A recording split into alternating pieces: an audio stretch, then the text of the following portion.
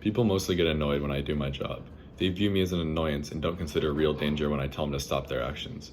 Being a lifeguard might have a lot of boring time sitting in a chair, whistling at kids, but in fact, lifeguarding is a very serious job that, if not done properly, could result in others' deaths. It's good to know lifeguards' judgment strategy so you can know what to do to help them the most in danger. By learning about how lifeguards respond to situations, you can learn about safety and the proper way to handle incidents. I've been a lifeguard for 2 years, and I work around 10 hours a week most of the year. I've attended many lifeguard trainings, so I know how to proceed forward. First, I'll discuss the process of becoming a lifeguard. Second, I'll discuss how we respond to dangerous situations.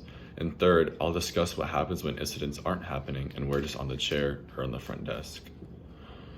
Becoming a lifeguard is a lot different than other jobs. You must undergo training in a classroom about proper procedures.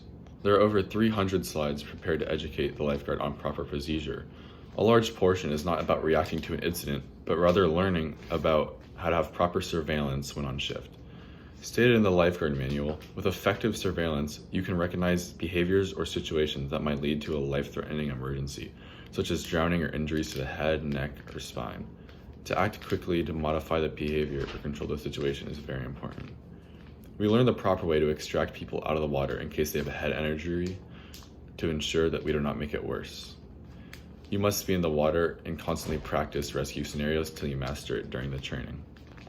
Backboards are an important part in instructing. You must center their body on the backboard, and you must pull it out very strategically, angled first, so you go lower and then up to make sure it does not fall back in the water when they're injured. You need to set it down lightly too, and pull all the way out of the water. We've learned when rescuing submerged victims, the tubes do much of the work, and then we just have to pull the string. We've constantly practiced every day till everyone in the class could effectively rescue submerged and floating victims. There's a test, and it consists of swimming 300 meters, and you have to pick up a 10-pound bic and bring it to the side of the pool.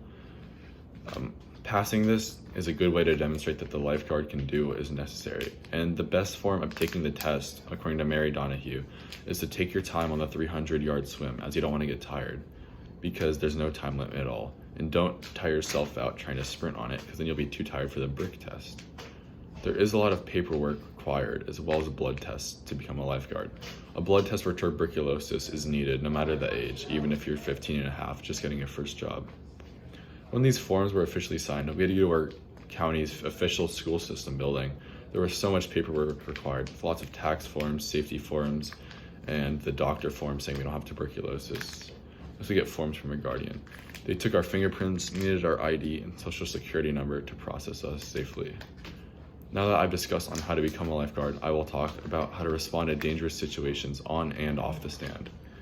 Patrons' lives are in danger at the pool. If they are not dealt with properly, they could die. Sometimes victims aren't always in the water. After every shift on the stand, we check the locker rooms to ensure no one is passed out and hurt in there. Often, people can get scrapes and get out right away. They might be in too much pain to ask a lifeguard, so you must be aware and look on the bleachers too. You must always tell patrons to slow down if they are walking or running too fast, as well as they are walking in fins, as it is really dangerous. Even if it doesn't seem that harmful at the moment, they could trip and hurt themselves badly. Each victim must be pulled out a certain way to improve survival rates.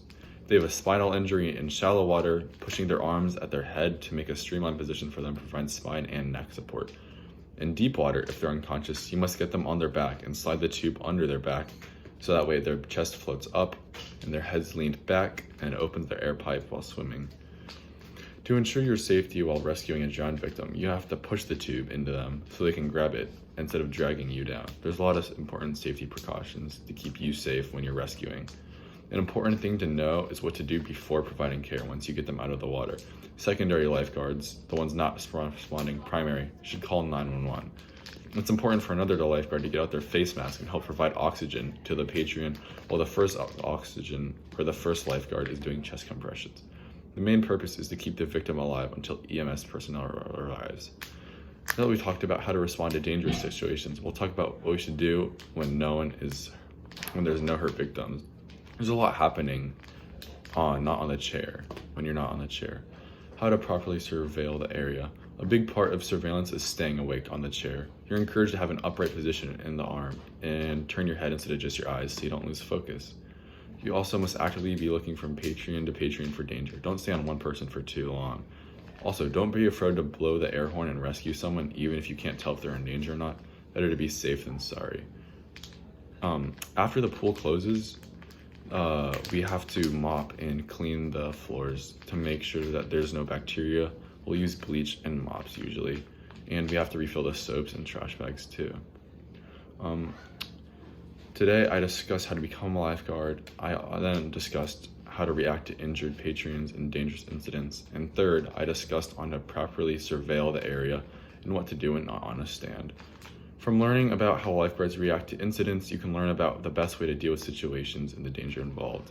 In conclusion, it is a long procedure to become a lifeguard, and once you become one, you must always be careful as people's lives aren't in danger.